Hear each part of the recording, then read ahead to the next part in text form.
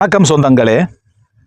சபரிமலை கேரளாவில் பம்பை நதிக்கரையிலே இருக்கிறது. சபரிமலை ஒரு பெரிய புனித யாத்திரை மையமாகும். பக்தர்கள் எளிமையான வாழ்க்கையையும் பிரம்மச்சாரி வாழ்க்கையையும் சைவ உணவு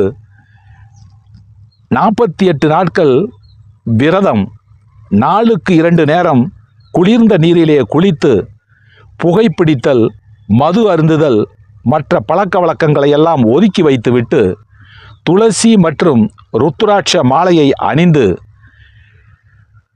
இறைவனை காலையிலும் மாலையிலும் 2 நேரம் தொழுது சபரிமலைக்கு காண வருகின்ற அந்த ஒரு காட்சிதான் சபரிமலை.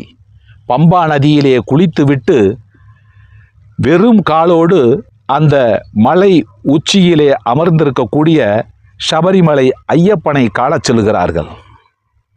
சபரிமலை ஐயப்பன் தன்னை நோக்கி வருவோருக்கு, தன்னை வேண்டி வருவோருக்கு, தன்னை நம்பி வருவோருக்கு எல்லா விதமான அருள்களை அள்ளித்தருகிறார்.